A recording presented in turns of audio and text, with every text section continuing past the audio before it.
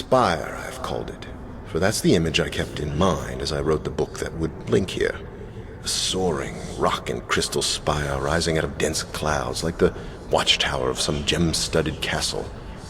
Now that I'm here and am exploring the age in person, I find it to be exactly as I'd envisioned.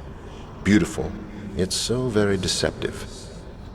From the tower formation upon which I sit, an ocean of clouds spreads out below me. Rough stone steps descend toward them, ending at an empty terrace area. Created over centuries by the erosive power of wind, these steps are so evenly matched that I almost believe they were man-made. Yet, how could they be? For Spire has never had any inhabitants. Steps are not the only example of how the illusion I sought to create in this age holds true. Shortly after linking here, I walked through massive archways of stone, searching for a view beneath the clouds. As I walked, I felt as if the ghosts of a past civilization walked with me.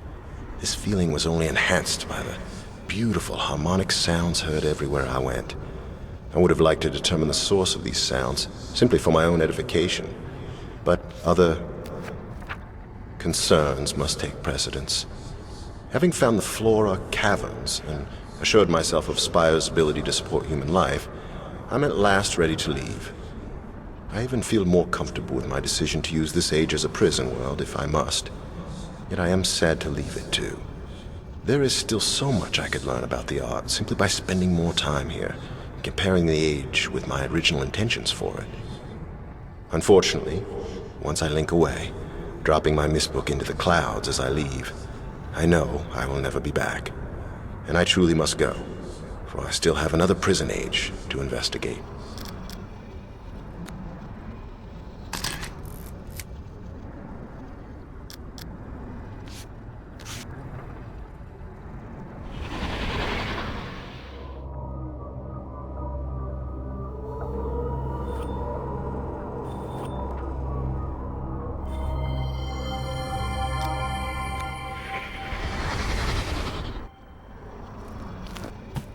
Never be discouraged by a mistake, Atris. My grandmother, Anna, always used to say. Strive to learn from it instead, and you will achieve great things. Today on Haven, I saw my grandmother's words become truth. The broken ship merged into the causeway near Haven's coastline is exactly what I'd hoped it would be. A promise of intrigue and adventure, so palatable it made my own heart race with excitement to see it. I thought of how much fun the boys I'd met in Stoneship Age, Emmett, Branch, and Will, would have had playing in it, and almost wish I could bring their children here to do so. But Haven must remain off-limits to all if it's to become the prison world I wrote it to be. My sole foray into the age has proved it to be capable of supporting human life, though of course none exists there at this time. Much of Haven's interior is comprised of a dense tropical rainforest, which is obviously teeming with beasts. I saw several as I explored, though they usually kept their distance. A few of the fruit eaters did stare at me curiously as I made my way under their nests. No doubt, having never encountered a human being before, they did not think to fear me. They might even have summoned the courage to become friends had I stayed there any longer. Alas, I could not, for the weight of urgency was upon me, having convinced myself of the need to protect my Myst library should some overly greedy explorer stumble onto it. I felt it necessary to link home very quickly, taking only a few brief minutes to watch the sun set over Haven's freshwater lake. I swam out to the middle and linked away. By now, the linking book I used will have sunk underwater and have been destroyed. Consequently, there remains but one task to finish before I can sleep. I must write 2 additional linking books tonight, one for Haven and one for Spire, my other prison age, then place them on display in the library. I shall also have to warn Cirrus and Achenar to stay away from them, and tell Catherine, of course, when all is finished.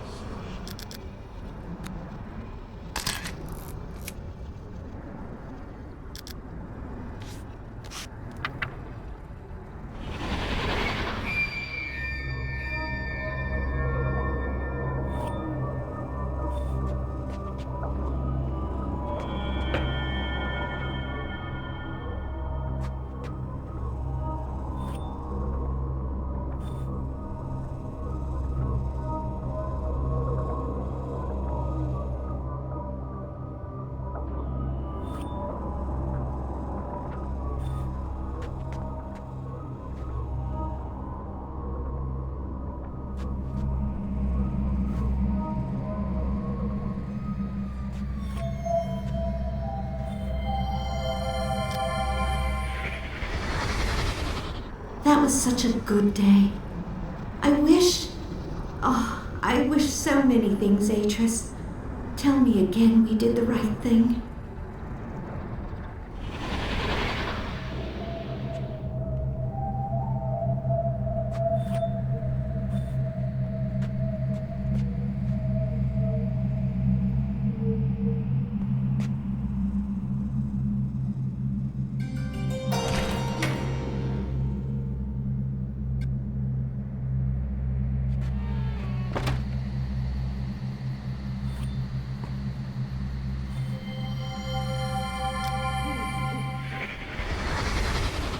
Thank you, my love. For what? For everything. For this. And for showing me again and again that no matter how many mistakes we've made, the ending has not yet been written.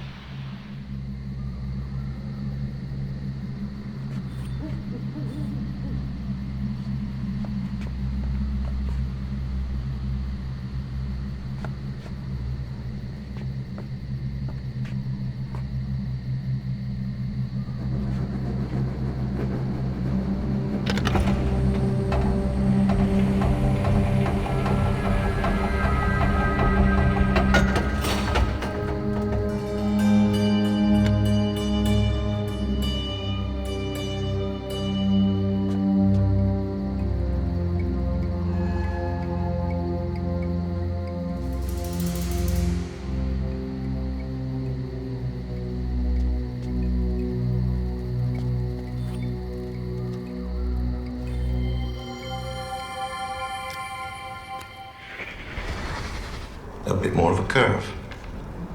No, I'm only 10, Daddy. I don't think I can make a whole world. You're not making a world, my desert bird. You're making a link to a world. Come on, I'll show you an easier one.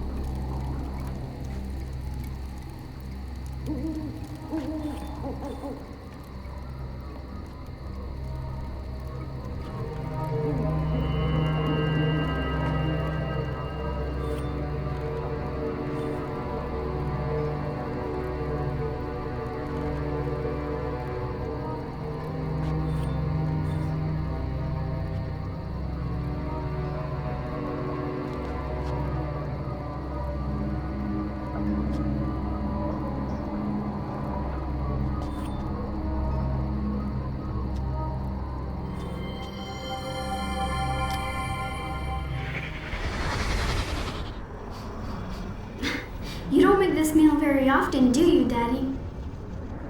Maybe we should hide the pan before Mom gets home.